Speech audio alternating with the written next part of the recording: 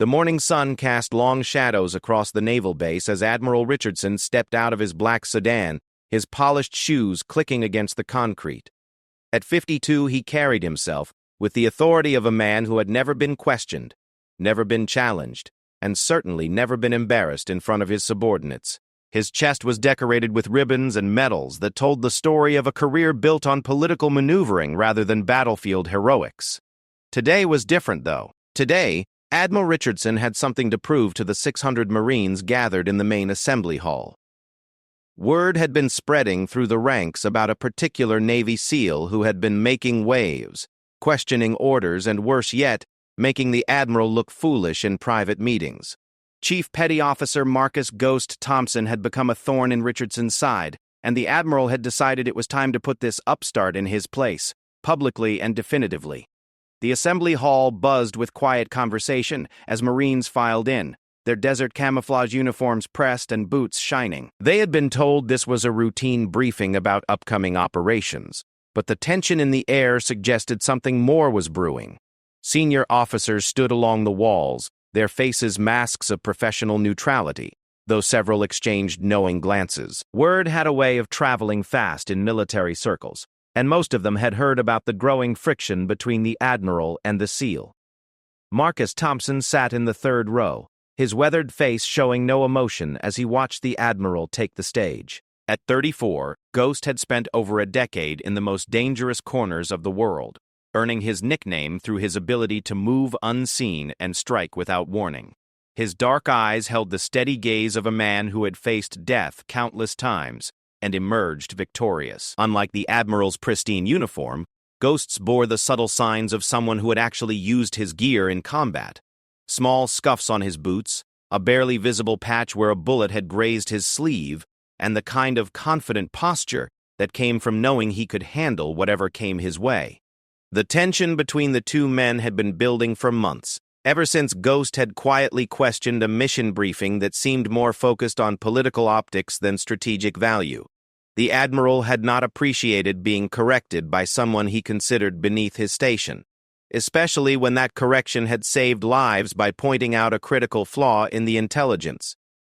Since then, every interaction had been charged with unspoken conflict, each man measuring the other, waiting for the right moment to settle their differences. Admiral Richardson tapped the microphone, the sharp sound cutting through the murmur of voices and bringing immediate silence to the room.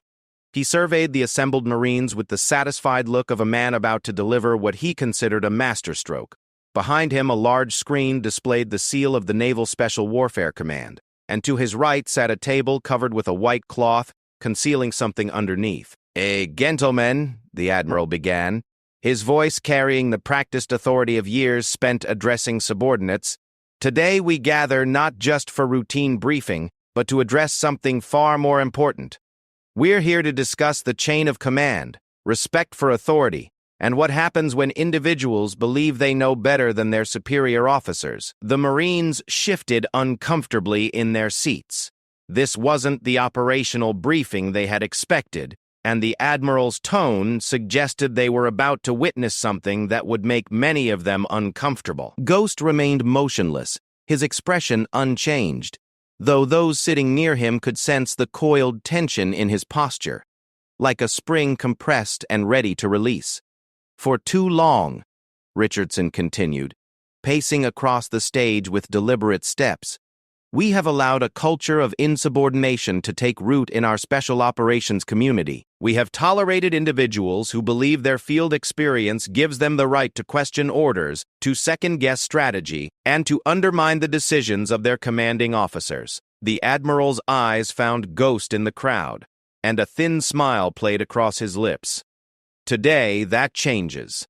Today, we remind everyone present that rank means something, that authority must be respected, and that no individual, regardless of their supposed expertise, is above the chain of command."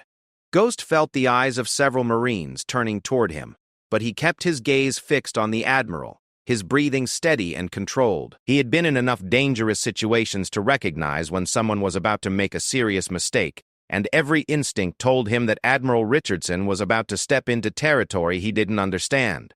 The Admiral moved to the covered table and grasped the white cloth, "I prepared a little demonstration," he announced, his voice taking on a theatrical quality that made several senior officers wince.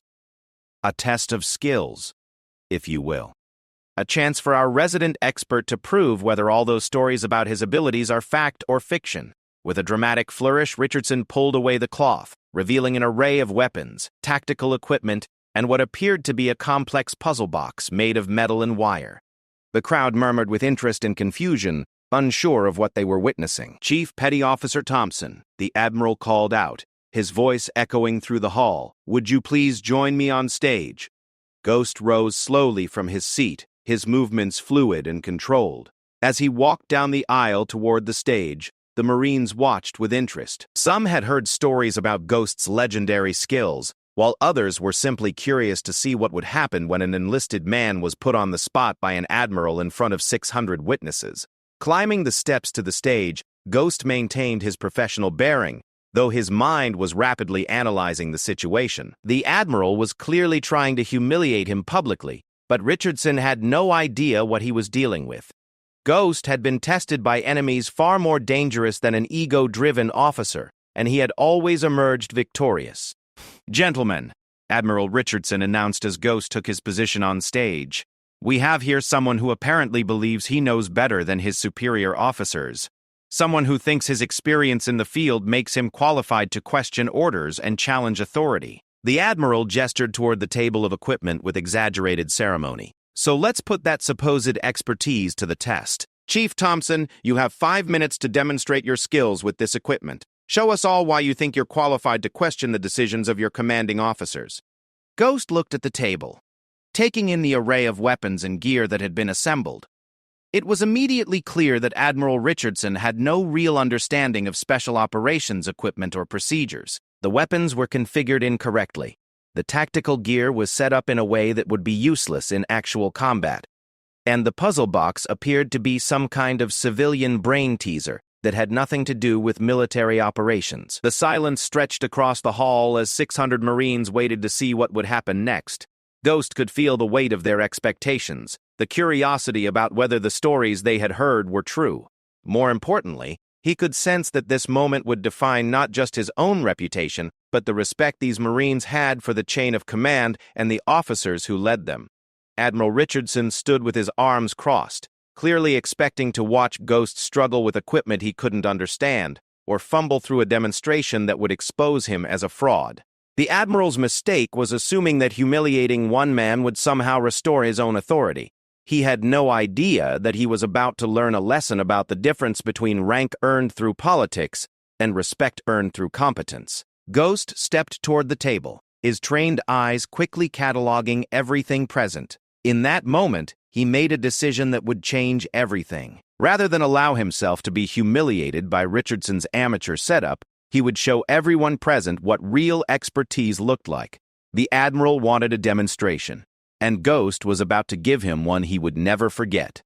The hall held its collective breath as Ghost reached for the first piece of equipment, his movements precise and confident. Admiral Richardson's smile faltered slightly as he realized that something in Ghost's demeanor had shifted. The seal was no longer the passive target the Admiral had expected. Instead, he looked like a predator that had just decided to stop playing with its prey. What happened next would become the stuff of legend, talked about in military circles for years to come. Admiral Richardson had made his bold move in front of 600 Marines, never realizing that he had just given a Navy SEAL the perfect opportunity to finish him. Ghost's hands moved across the equipment table with the fluid precision of someone who had spent years mastering his craft. While Admiral Richardson had clearly expected him to struggle with the unfamiliar setup, Ghost immediately recognized what he was dealing with, and began to formulate a plan that would turn this attempted humiliation into something very different. The first item was an assault rifle that had been deliberately configured with incompatible parts, a scope mounted backwards, a magazine inserted incorrectly, and a safety mechanism that had been altered to make the weapon non-functional. Admiral Richardson had clearly intended for Ghost to embarrass himself by attempting to demonstrate marksmanship with a sabotaged weapon. Instead, Ghost picked up the rifle, gave it a quick inspection, and in less than 30 seconds had completely reconfigured it into proper working order. The Marines in the audience began to murmur with interest as they watched Ghost's hands work with mechanical precision. Those with weapons training could see exactly what was happening. The SEAL was fixing problems that most soldiers wouldn't even notice, let alone be able to correct so quickly. The backward scope was flipped and properly mounted, the magazine was seated correctly, and the safety was restored to full functionality, all while Ghost maintained his calm, professional demeanor. Admiral Richardson's confident smile began to waver as he realized his first trap had been effortlessly dismantled. He had spent considerable time with the base armorer setting up these tests, convinced that they would expose Ghost as a fraud. Instead, he was watching someone demonstrate a level of expertise that made his own military experience look embarrassingly amateur. "Impressive," Richardson said, his voice slightly strained. "But anyone can fix a simple mechanical problem. Let's see how you handle something that requires real tactical knowledge."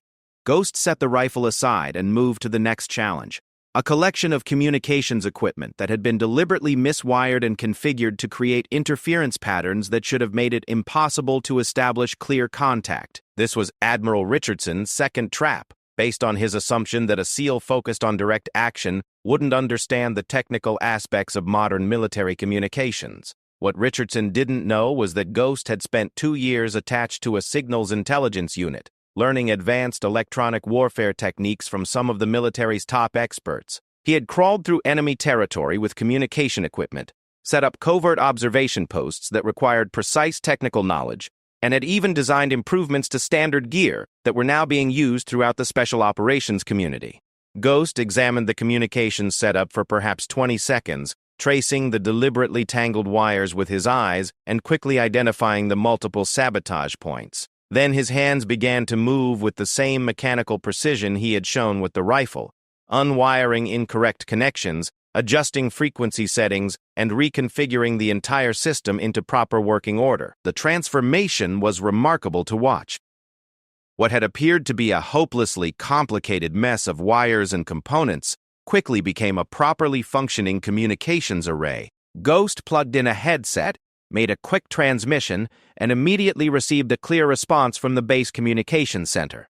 The quality of the signal was actually better than normal, as Ghost had not only fixed the sabotage, but had optimized the system beyond its original configuration.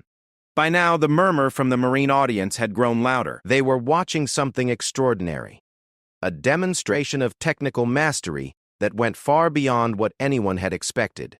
Senior officers along the walls were beginning to look uncomfortable, realizing that Admiral Richardson's attempt to humiliate Ghost was backfiring spectacularly. Admiral Richardson's face had gone slightly pale, but he pressed on with forced bravado. "Adequate," he said, though his voice lacked its earlier confidence. "But technical skills are one thing.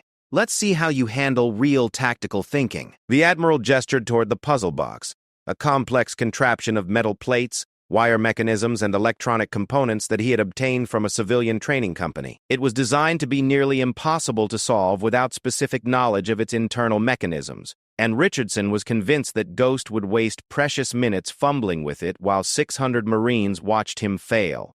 Ghost approached the puzzle box with the same methodical calm he had shown with everything else. He spent perhaps 30 seconds examining its exterior, running his fingers along the edges and listening carefully as he manipulated various components. What he was doing wasn't magic. It was the application of skills developed through years of dealing with improvised explosive devices, security systems, and mechanical traps in hostile territory. The puzzle box was actually similar to several IED designs Ghost had encountered in his career, though obviously without the explosive components. The same principles applied: understanding how mechanisms work together, identifying the sequence of operations needed to achieve the desired result, and maintaining steady nerves while working under pressure. Ghost's fingers found the first release point, a small lever hidden beneath what appeared to be decorative metalwork. This triggered a cascade of mechanical operations within the box, each one requiring precise timing and positioning to achieve the next step. What Richardson had assumed would take at least 20 minutes of frustrated fumbling was actually being solved in real time, with Ghost moving through each stage of the puzzle with the confidence of someone who truly understood what he was doing. The final mechanism clicked into place, and the puzzle box opened with a soft mechanical whisper. Inside was a small plaque with the words, "Congratulations. Mission complete," engraved on its surface. The entire process had taken Ghost less than 3 minutes. The silence in the hall was now complete. 600 Marines sat transfixed, having witnessed a display of professional competence that exceeded anything they had imagined. Even those who had heard stories about Ghost's abilities were impressed by what they had seen. This wasn't just military skill. This was mastery at a level that few people ever achieved in any field. Admiral Richardson stood frozen on the stage, his carefully planned humiliation having been turned into a demonstration of his own ignorance. Every challenge he had presented had been overcome so easily that it was clear he had never understood what he was dealing with. The man he had intended to embarrass had instead shown everyone present the difference between real expertise and empty authority. But Ghost wasn't finished. He had recognized from the beginning that this wasn't really about testing his skills. It was about Admiral Richardson's need to assert dominance and control. The Admiral had made this personal, and Ghost understood that simply completing the challenges wouldn't be enough. Richardson would find some way to spin the results, to claim that the tests had been too easy or that luck had played a role. Ghost turned to face the Admiral directly, his voice carrying clearly across the silent hall. "Sir, with your permission, I'd like to demonstrate something that might be more relevant to our actual mission requirements." Richardson, still reeling from watching his carefully planned traps dismantled so effortlessly, nodded without thinking. He was operating on autopilot now, no longer in control of the situation, but unable to find a graceful way to end it. Ghost moved back to the weapons table and picked up a sidearm that hadn't been part of the original challenges. In one smooth motion, he field-stripped the weapon completely, laying out every component in a precise pattern on the table. Then, while maintaining eye contact with Admiral Richardson, he began to reassemble the weapon behind his back, his hands working entirely by feel and muscle memory. The Marines watched in fascination as Ghost's hands moved with mechanical precision, never hesitating or fumbling despite being unable to see what he was doing. This wasn't a party trick. It was a demonstration of the kind of expertise that could mean the difference between life and death in hostile territory. The ability to maintain and operate equipment under any conditions, regardless of visibility or environmental factors. The weapon clicked back together with the solid sound of precision engineering, and Ghost brought it around to the front, performed a quick function check, and set it back on the table. The entire process had taken less than 2 minutes, and every component was perfectly aligned and properly seated. "Now," Ghost said, his voice still calm and professional, "would the Admiral like to demonstrate the same technique?" The challenge hung in the air like smoke from a fired weapon. Richardson had started this confrontation, had demanded this public demonstration, and now Ghost was offering him the chance to prove his own expertise in front of the same 600 Marines who had just witnessed what real competence looked like. Admiral Richardson's face went through several shades of red as he realized the impossible position he had put himself in. He couldn't possibly match what Ghost had just demonstrated. His own weapons training had been limited to basic marksmanship requirements, and he had never served in a capacity that required the kind of technical mastery Ghost had just displayed. The silence stretched on, becoming more uncomfortable with each passing second. The Marines waited. The senior officers watched with growing concern, and Admiral Richardson stood trapped by his own arrogance, finally understanding that he had challenged someone far beyond his ability to match. Ghost waited patiently, his expression neutral but his eyes holding a glint that suggested he knew exactly what he was doing.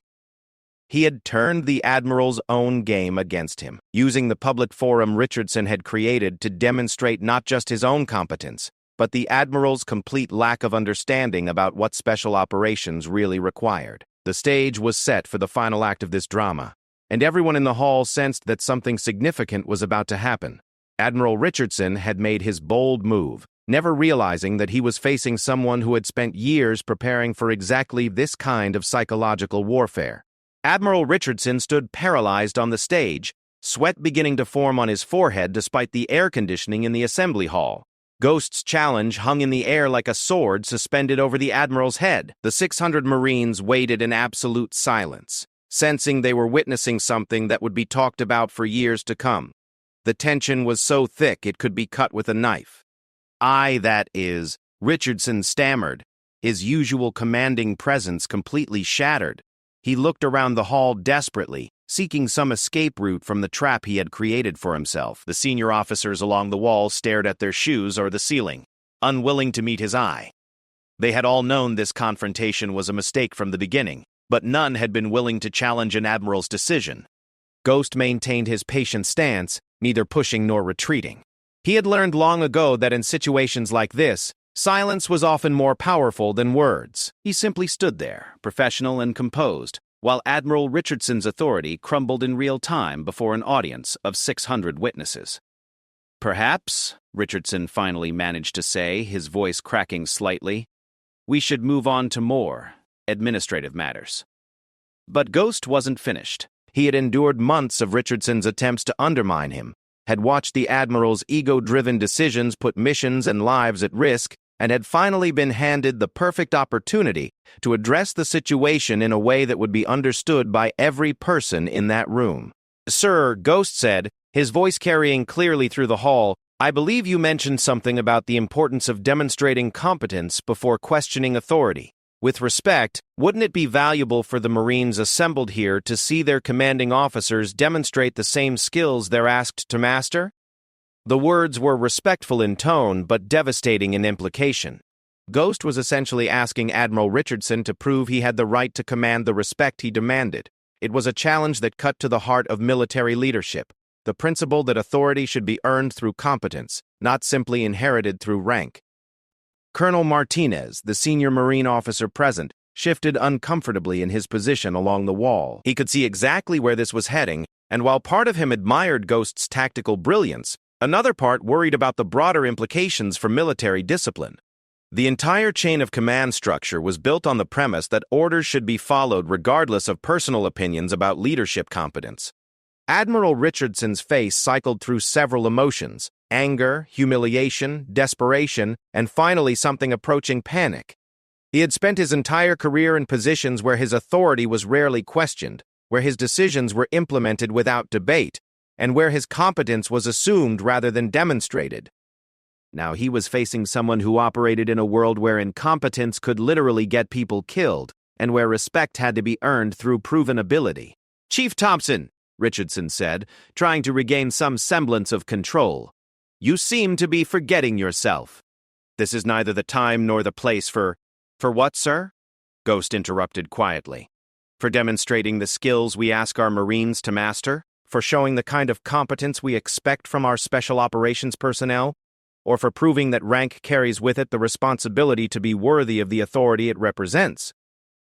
The questions hit like precision-guided munitions, each one targeting a different aspect of Richardson's credibility. The Marines in the audience were beginning to understand that they weren't just witnessing a clash between two individuals. They were seeing a fundamental question about military leadership being played out in real time. Ghost stepped closer to Admiral Richardson, his movement fluid and controlled. "Sir, you called me up here to demonstrate my qualifications to question authority. I've shown what I can do with weapons, communications, and tactical problem-solving. Now I'm asking you to show these Marines what qualifies you to command their respect and obedience." The challenge was now explicit and unavoidable. Richardson could either attempt to match Ghost's demonstration and almost certainly humiliate himself further, or he could refuse and effectively admit that he was demanding respect he hadn't earned. Either choice would destroy what remained of his authority in front of 600 witnesses. Sergeant Major Kelly, sitting in the front row, found himself nodding slightly despite his efforts to remain neutral. He had served under dozens of officers during his 20-year career, and he knew the difference between commanders who led through competence and those who ruled through position. What he was witnessing was a masterclass in the distinction between the two. Ghost sensed the shift in the room's atmosphere. The Marines were no longer passive observers. They were actively evaluating what they were seeing, drawing their own conclusions about leadership, authority, and respect. This was exactly what Ghost had hoped to achieve, but it was also dangerous territory. Military discipline depended on a certain level of deference to authority, even when that authority was imperfect. "Let me propose an alternative," Ghost continued, his voice taking on a more diplomatic tone. "Rather than putting anyone on the spot with individual demonstrations, Perhaps we could discuss what kind of leadership our Marines deserve. What qualities should they expect from their officers? What standards should apply to everyone who asks others to follow them into dangerous situations? This was Ghost's masterstroke, pivoting from personal confrontation to principle-based discussion. He was giving Admiral Richardson a face-saving exit while simultaneously establishing the framework for a broader conversation about military leadership. It was the tactical equivalent of offering surrender terms that looked like victory. But Admiral Richardson was too far gone in his humiliation to recognize the lifeline being thrown to him. His ego, which had started this entire confrontation, now prevented him from accepting any resolution that didn't somehow restore his damaged authority. "Don't you dare lecture me about leadership!" Richardson exploded, his composure finally cracking completely. "I've been serving this country since before you were old enough to shave. I've commanded ships, led operations, and made decisions that affected thousands of lives. I don't need lessons from some overgrown enlisted man who thinks he's hot stuff because he can disarm a few devices." The outburst echoed through the silent hall, and the effect was immediate and devastating. Whatever sympathy Richardson might have retained from the Marines evaporated in that moment. He had revealed himself completely, a man whose authority rested entirely on position rather than competence, who viewed enlisted personnel as inherently inferior, and who was willing to throw a public tantrum when his authority was questioned. Ghost remained motionless during Richardson's outburst, his expression unchanged. When the Admiral finished speaking, Ghost waited several seconds before responding, allowing the weight of what everyone had just heard to settle in. "Sir," Ghost said quietly, "with respect, what ships have you commanded in combat? What operations have you personally led in hostile territory? And what decisions have you made that were based on your own first-hand experience with the situations you were commanding others to face?" The questions were delivered without malice or aggression, but they cut like surgical instruments. Ghost was methodically dismantling Richardson's claims to authority by asking for specifics that everyone in the room knew the Admiral couldn't provide. Richardson's career had been built in staff positions, administrative roles, and political appointments. He had never actually led troops in combat or made life-and-death decisions based on tactical knowledge. Colonel Martinez recognized that the situation had moved beyond individual conflict into something that threatened the basic structure of military hierarchy. He needed to intervene before this confrontation destroyed everyone's faith in the chain of command. But he also understood that simply ordering Ghost to stand down would look like protecting incompetent leadership. The Marines in the assembly were completely absorbed in what they were witnessing. Many of them had served under officers who had never seen combat, but demanded absolute obedience from troops who had been in firefights. Others had experienced the frustration of following orders from commanders who didn't understand the realities of the situations they were ordering others into. Ghost was giving voice to questions that had been suppressed for years. Admiral Richardson's face had gone from red to pale, and his hands were visibly shaking. He was a man watching his entire career unravel in front of 600 witnesses, realizing too late that he had started a fight he had no ability to finish. Everything he had built his identity around, his authority, his position, his right to command, was being stripped away by someone he had tried to humiliate. Ghost could see that Richardson was on the verge of complete breakdown, and despite everything that had happened, he felt no satisfaction in watching a man destroy himself. Military discipline required respect for authority, but it also required that authority be exercised responsibly. What Richardson was experiencing was the natural consequence of abusing the trust that comes with command. "Sir," Ghost said, his voice gentle now, "perhaps we should adjourn this briefing and continue our discussion in private." It was another lifeline, another opportunity for Richardson to salvage something from the wreckage of his authority.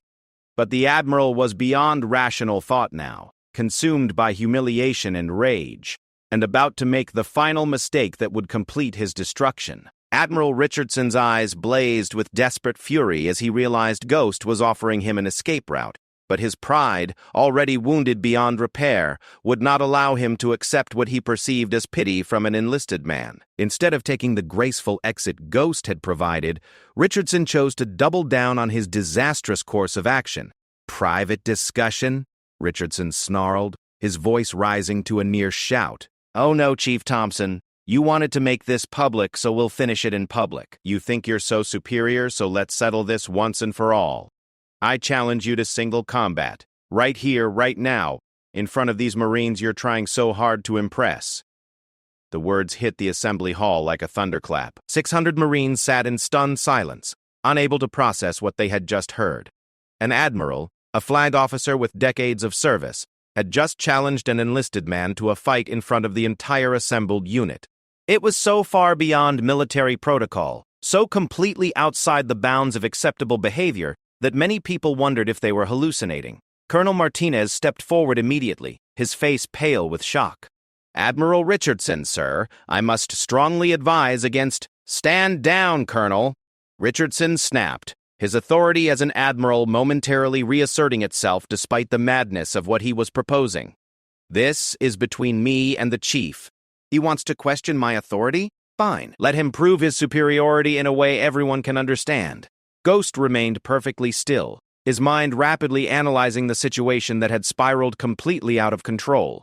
Richardson was clearly having some kind of psychological break, pushed beyond his limits by the systematic destruction of his ego. What the Admiral was proposing wasn't just unprofessional. It was career-ending, possibly criminal, and potentially dangerous for both of them. "Sir," Ghost said carefully, "I think you may want to reconsider." "Are you backing down, Chief?" Richardson interrupted, his voice taking on a mocking tone that carried clearly through the silent hall. "All that talk about competence and leadership, but when it comes to actually proving yourself, you want to hide behind regulations and protocol?" Ghost felt a flicker of anger for the first time since this confrontation had begun. Richardson was trying to manipulate him into a fight by questioning his courage in front of 600 Marines. The same kind of playground psychology that had gotten the Admiral into this mess in the first place. But Ghost had faced real enemies in real combat situations, and he wasn't about to be baited by a desperate officer's transparent tactics. "Admiral," Ghost replied, his voice steady and professional, "what you're suggesting would be inappropriate for both of us. I suggest we—" "I'm not suggesting anything," Richardson exploded, pulling off his jacket and throwing it on the floor. "I'm ordering you to defend yourself." With that declaration, Admiral Richardson launched himself at Ghost with all the coordination of a man who had spent the last 20 years behind a desk. His attack was clumsy, telegraphed, and driven entirely by emotion rather than skill. He swung wildly at Ghost's head with his right hand while trying to grab the SEAL's shirt with his left. Ghost's response was instinctive and professional. Years of combat training took over, and he moved with the fluid precision that had kept him alive through dozens of dangerous missions. He sidestepped Richardson's clumsy attack, caught the Admiral's extended arm, and used the man's own momentum to guide him into a controlled takedown that deposited Richardson face first on the stage floor. The entire sequence took perhaps 3 seconds. Richardson went from launching his attack to lying prone on the stage so quickly that many Marines weren't even sure what had happened. Ghost had used minimal force, just enough to neutralize the threat and control the situation without causing any real injury. Ghost immediately knelt beside Richardson, his training as a medic taking over. "Sir, are you injured? Do you need medical attention?"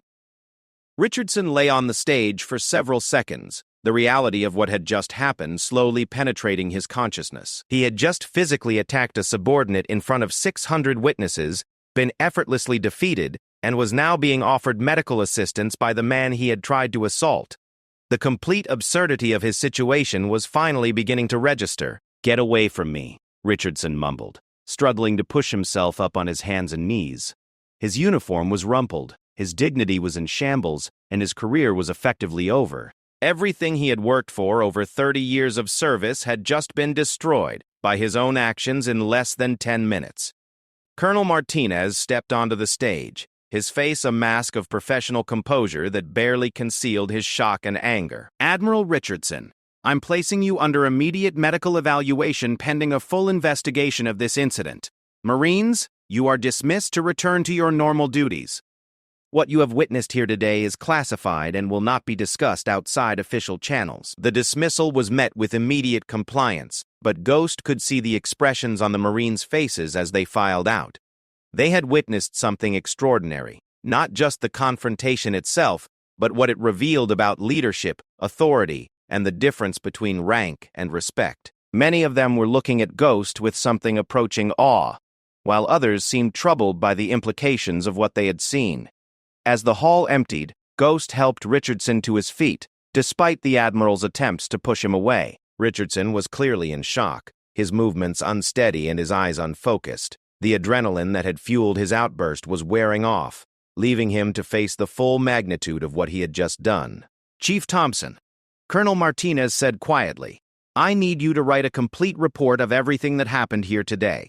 Leave nothing out, but stick strictly to the facts. This is going to generate investigations at the highest levels of command." Ghost nodded, understanding the gravity of the situation. "Yes, sir." "Will there be charges filed?" "That's not my decision to make," Martinez replied. "But I can tell you that Admiral Richardson's career is over. What he did here today crossed every line of military conduct and professional behavior. The only question now is whether he'll face court-martial or just be quietly retired." As Ghost left the stage, he reflected on what had just transpired. He had never wanted this confrontation, had tried multiple times to de-escalate the situation, and had only defended himself when physically attacked. But he also understood that what had happened here would have consequences far beyond Admiral Richardson's destroyed career. The story of this confrontation would spread through military circles within hours. Ghost's reputation would be enhanced, but it would also make him a marked man among officers who felt threatened by someone willing to challenge authority based on competence rather than rank. Some would see him as a hero who had exposed incompetent leadership, while others would view him as a dangerous precedent who had undermined military discipline. 3 weeks later, Admiral Richardson was quietly retired from active duty, officially citing health concerns but unofficially acknowledging that his career had been ended by his own actions that day. The investigation concluded that Ghost had acted appropriately throughout the incident, using only the minimum force necessary to defend himself when physically attacked by a superior officer. The 600 Marines who had witnessed the confrontation never forgot what they had seen. For some, it was a lesson in the difference between authority and leadership. For others, it was proof that competence and character mattered more than rank and position. And for all of them, it was a story they would tell for the rest of their military careers. Ghost continued his service with distinction, eventually being promoted and assigned to increasingly important missions.